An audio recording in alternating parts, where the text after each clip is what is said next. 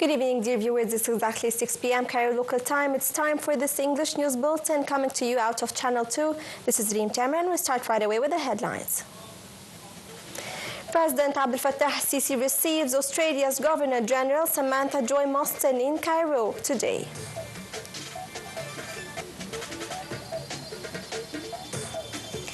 Prime Minister Mustafa Madbouli meets with the chairman of Suez Canal Economic Zone, Walid Gamal-Eddin.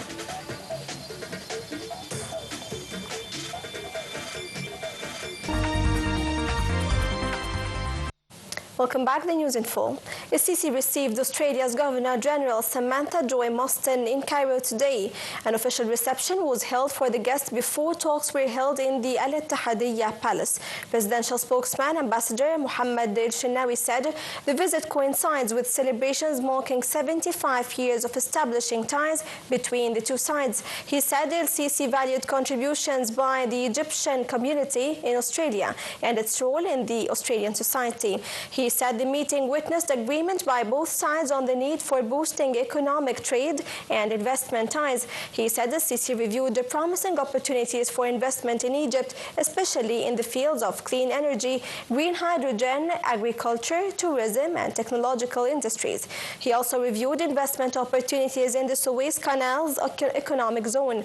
The talks discussed facilitating the entry of Egyptian exports to Australian markets and cooperation in the fields of culture, education, and tourism, as well as strategic partnership between the two sides. For her part, Australia's Governor-General stressed the need to boost Australian investments in Egypt and to expand cultural ties, especially with regards to museums. The situation in Gaza also topped the agenda of the talks. President Sisi received Hungary's Parliament Speaker Laszlo Kövér in Cairo today. The meeting was attended by Parliament Speaker Hanafi El-Gebeli. The presidential spokesman said that during the talks, Sisi hailed the strategic partnership with Hungary, which he said stems from historical ties. He said the Sisi expressed hailed parliamentary cooperation between the two sides. He said efforts by Hungary in support of Egypt within EU institutions are highly valued. The spokesman said the talks also discussed developments in Gaza, stressing the need to intensify efforts to reach a ceasefire agreement and hostage release in exchange of the release of Palestinian detainees. For his part, the Hungarian Parliament Speaker expressed keenness on expanding cooperation with Egypt in all fields. He described Egypt as a main partner of Hungary and the EU in the Middle East and said Egypt's role in dealing with regional issues related to the security of the European continent is pivotal. Prime Minister Mustafa Madbouli stressed that Suez Canal Economic Zone is an important logistical gate linking East and West, providing promising opportunities for investors according to its strategic location and integrated infrastructure. He reiterated that Egypt exerted its utmost efforts to maximize the benefits from these capabilities and equip it with infrastructure according to international standards. This came during Madbouli's meeting with the chairman of Suez Canal Economic Zone, Walid Gamal-Eddin, to review a number of files related to the authority's activities, work developments, efforts to attract investments, and the stance of projects being implemented there. On his part, the chairman of Suez Canal Economic Zone said that an ambitious plan had been implemented to develop its ports, including modernizing the infrastructure, expanding docks, increasing capacity, raising the efficiency of logistics services.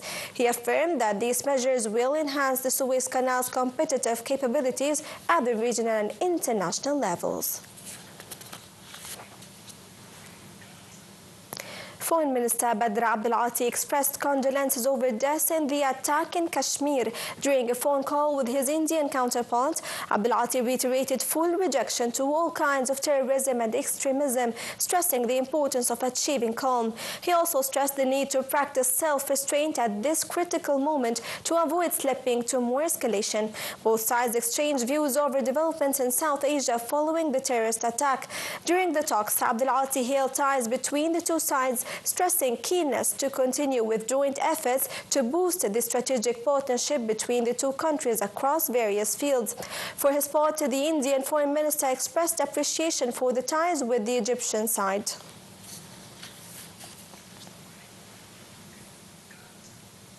Minister of Foreign Affairs, Immigration and Egyptian Expatriates Badr Abdulati held a phone call with Pakistan's Deputy Prime Minister and Minister of Foreign Affairs Muhammad Ishaq Dar. The call tackled the development in South Asia region following the terrorist attack in Kashmir. Badr affirmed the necessity for calm and self-restraint at this critical phase to spare the region further tensions to enhance the security and stability in South Asia. For his part, the Pakistani Foreign Minister stressed his country's keenness to promote bilateral relations in various fields.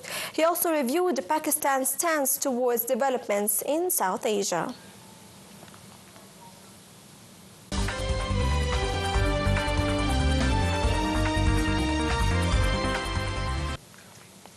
Egypt welcomed the decision of appointing Hussein al-Sheikh as a vice president for Palestinian President Mahmoud Abbas and as deputy to the head of the executive committee of the Palestinian Liberation Organization.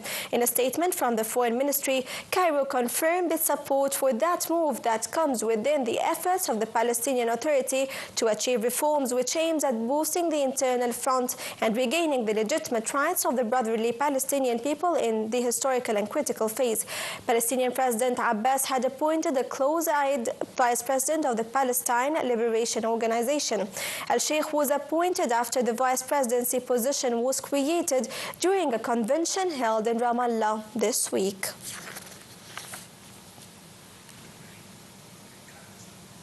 Hamas officials said the group is ready to make an agreement to end the war in Gaza and would see all hostages released and secure a 5-year truce. The Hamas official said that Hamas is ready for an exchange of prisoners in a single batch and a truce for 5 years. The latest bid to seal a ceasefire follows an Israeli proposal which Hamas had rejected earlier this month. As in Gaza, the UN's World Food Programme said that the hot meal kitchens it was supplying with food in Gaza are expected to fully run out of food in the coming days.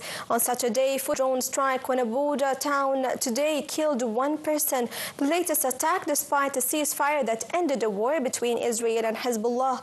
Local areas of U.S. strikes on territories including the Yemeni capital Sana'a had wounded at least 8 civilians. The Houthi-run Sabah news agency said 8 citizens, including 2 children, were wounded when the U.S. targeted a residential district west of Al-Rawda in Sana'a. The Houthis also reported strikes in other parts of the country, including Saada in the north. They said the fuel port of Ras Isa in the western Hudaida region, where they say 80 civilians were killed in strikes just over a week ago, had also been hit. A massive explosion and fire rocked the port Saturday in southern Iran, purportedly linked to a shipment of a chemical ingredient used to make missile propellant, killing 28 people and injuring around through visas for Pakistanis. A Russian military commander has told President Vladimir Putin that the scattered remnants of the Ukrainian army remaining in Russia's Kursk region will soon be destroyed. Putin doubts Russia's Vladimir Putin wants to end his war in Ukraine, expressing new skepticism that a peace deal can be reached soon. Only a day earlier, Trump had said Ukraine and Russia were very close to a deal. Trump also hinted at further sanctions against Russia. The new doubts aired by Trump come as the president and top aides intensify their push to come to a deal to end the war that began in February 2022 when Russia invaded Ukraine.